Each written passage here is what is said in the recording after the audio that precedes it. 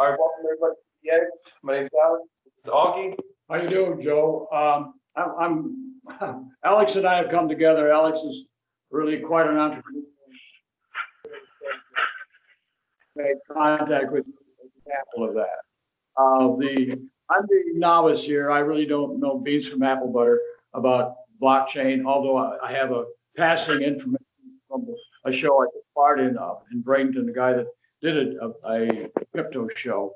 And blockchain's always a linkage. You need to make whatever happens happen. The Henry Rain Show. And then the Henry Rain Show was the guy that had that show, or has that show, I should say.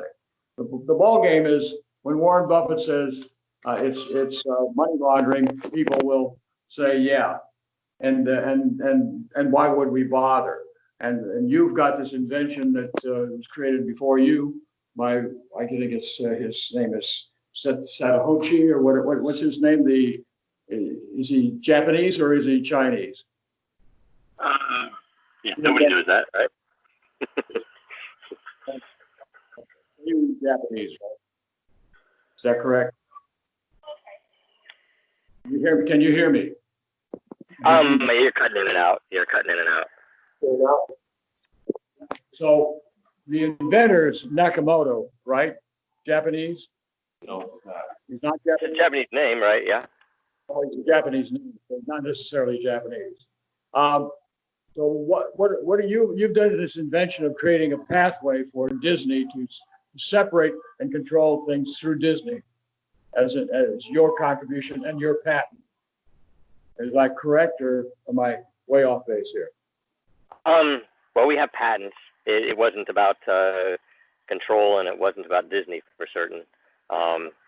But yeah, we have patents on certain pieces of the tech that focus on scalability and actual adoption. Right? That's the point of it. Okay. But then, why are they important? Why are they important?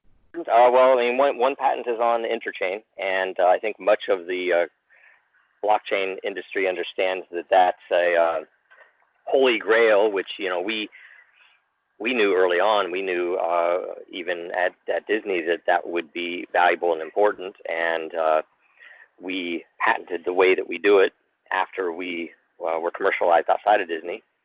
And that's in particular important because if you don't mind me answering that, it's we consider it at 4 different levels or dimensions that it's particularly valuable. That if you understand all the capabilities of blockchain already, and then you add the ability to interoperate those capabilities with between chains, given that they all have different angles on security, economy, and utility. And so we use that, but we also use the leveraged security. We use a whole bunch of other pieces, and we have that's the first patent that we got. Then we also have patents on the licensing model itself, a particular form of utility token that were included in the patent, and then we also have a patent on time on blockchain itself, which basically relates to loyalty systems, which are real loyalty systems, and also with time, probably the most important, and I talked about it on the show this morning, the most important aspect of that utility is the scalability component, that the way that our economy works with verification nodes. Scaling through the economy like a parallel currency in that way? No, I mean, the scalability entirely unrelated to currency.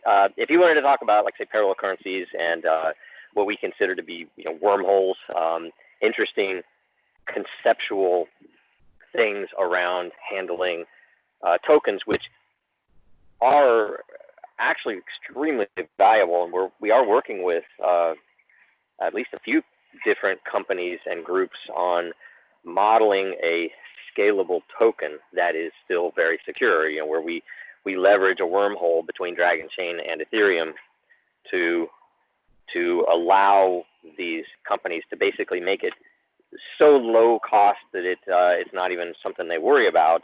Yet it's scalable. It's radically scalable, but yet their users, when they have real value, have the ability to pull it out and own it in decentralized way, as you would with any other cryptocurrency. But for the scalability side, no, we're actually talking about using a measure of time on the blockchain to determine, number one, the distribution of transaction fees that go out, and number two, the cost of those transaction fees. That is, a business can leverage time to get lower fees, which is that's the for a business and for blockchain tech itself. That's what's extremely valuable. So measure of time is what you pointed out. How does that relate? Form follows function normally, and people have to know how to function in order for the form to develop. So how does ordinary Joe out there get to know this, get to learn this? How to use blockchain. How to use it? How to well, what we do is we try to approach it the way you would any with any startup or any new tech. And we, you could ask anybody out there. User interfaces are a big challenge in crypto because it is very complex tech. So user experience is typically really, really bad. If you're playing a blockchain game, that is the typical way that blockchain games are built right now. As an example, you have to want to play a blockchain game because you're not playing it because it's fun and because you just got into it because it's fun or something. You got into it because it's a blockchain game.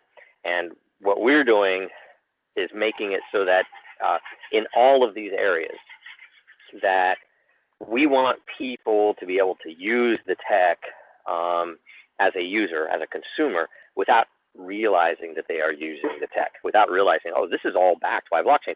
And you can look at our academy, which is based upon a product called Lyceum that we have, which if you go to academy.dragonchain.org, you can enroll, and this is an extremely early implementation that our devs built, and they built it in, I think it was 5 weeks. It was amazing.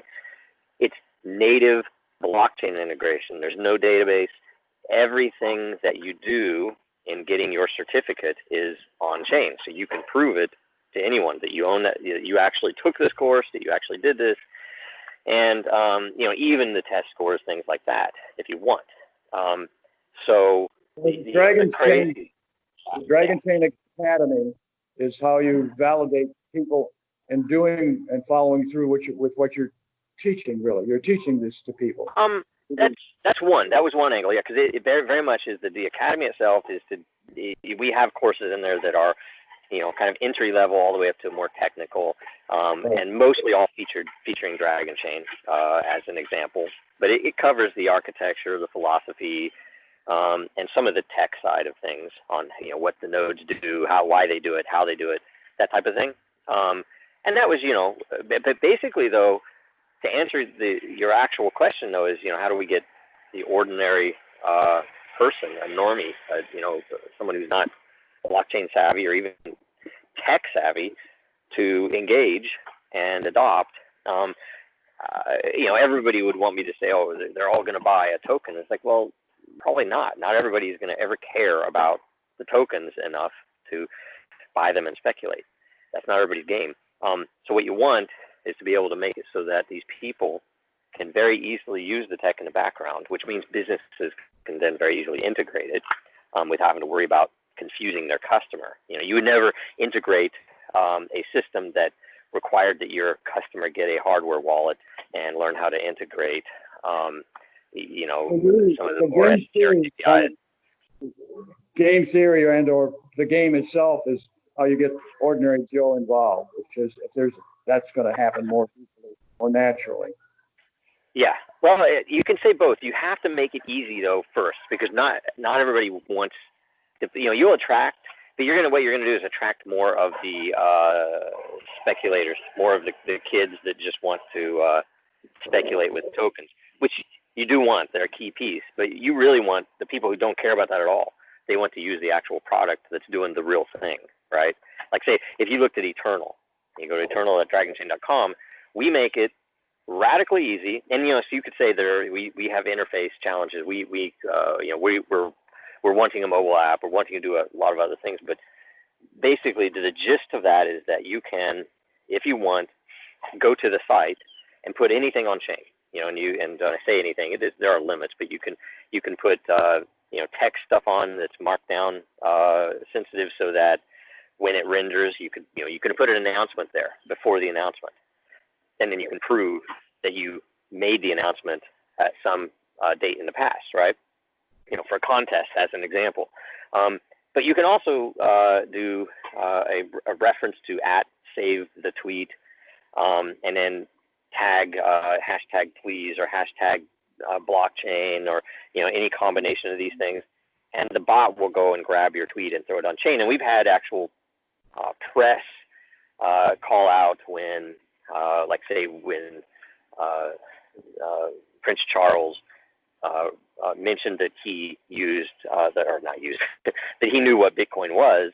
It was news in crypto community, and somebody out there in our community actually saved it to chain, and so it made press. And that's the way you engage them, because people realize then, oh shoot, somebody saved that tweet that politician posted before they deleted it.